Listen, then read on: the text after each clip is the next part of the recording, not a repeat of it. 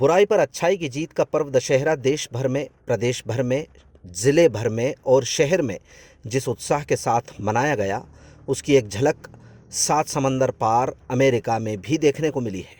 वहाँ टेक्सास प्रांत के ह्यूस्टन में गुना की बेटी और बहू ने मां सीता बनकर रावण के पुतले का दहन किया है। यहाँ के अमेरिका के टेक्सास प्रांत के ह्यूस्टन शहर में रहने वाले भारतीय समुदाय के लोगों ने अपने बच्चों को त्योहारों की सांस्कृतिक विरासत से जोड़ने के मकसद से दशहरा पर्व का धूमधाम से आयोजन किया।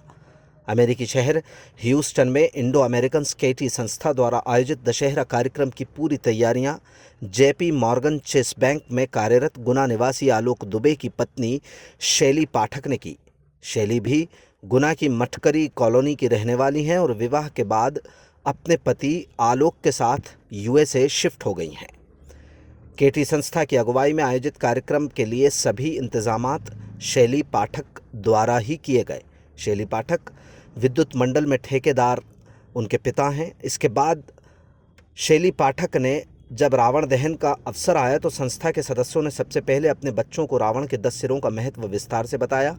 रावण के आचरण, बल और कार्यों की अच्छी बुरी सभी जानकारियां बच्चों को दी और उसका दहन क्यों किया जाता है, इसके बारे में रामायण के अनुसार पूरा वृतांत बताया।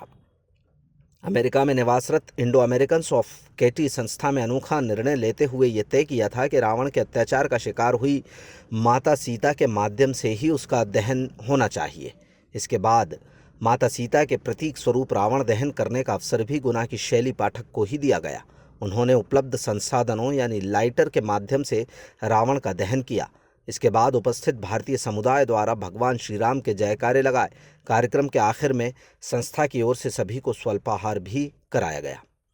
गुना निवासी आलोक दुबे ने बताया कि ह्यूस्टन के केटी क्षेत्र में कुल 580 परिवारों की आबादी निवासरत है, जिसमें से 200 भारतीय हैं। समय समय पर भारतीय त्योहारों का आयोजन वहां किया जाता है। इस बार दशहरा की तैयारियां 3 से 4 दिन पहले शुरू कर दी गई थीं। भारतीय समय का ध्यान रखते हुए अमेरिका में दशहरा पर्व 11 अक्टूबर की रात, यानी भारत में तब 12 अक्टूबर था, को मनाया गया।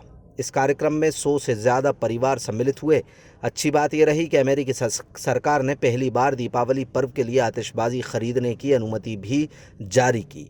इसलिए समुदाय को दशहरा पर्व मनाने का विचार आया और पूरी तैयारियों के साथ कार्यक्रम भी आयोजित किया गया।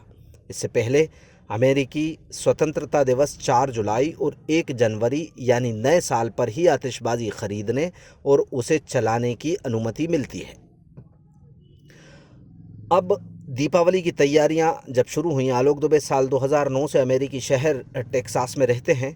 उनके मुताबिक केटी क्षेत्र में रहने वाली इंडो अमेरिकी संस्था सभी त्यौहार मिलजुल कर मनाती है। यहाँ दीपावली का अलग ही माहौल है। अन्य त्योहारों में ज़्यादातर भारतीय परिवार ही सम्मिलित होते हैं, लेकिन दीपावली का आयोजन इतना भव्य होता है कि सभी समुदाय, धर्म, जाति और राष्ट्रीयता के लोग भी इसमें सहभागी बनते हैं। दीपावली की तैयारियां इंडो अमेरिकन स्केटी संस्था द्वारा अभी से शुरू कर दी गई हैं। यहाँ दीपावली मनाने का अंदाज भी पूरी तरह अलग है। पारंपरिक रूप से माँ लक्ष्मी की पूजा करना, आतिशबाजी चलाना, मिठाइयाँ बांटने के अलावा सांस्कृतिक कार्यक्रम भी होते हैं, जिसमें भारत की अलग अलग संस्कृति के लोग अलग अलग नृत्य और कार्यक्रमों की प्रस्तुतियाँ देते हैं। इस आयोजन को देखने के लिए मेला लगता है।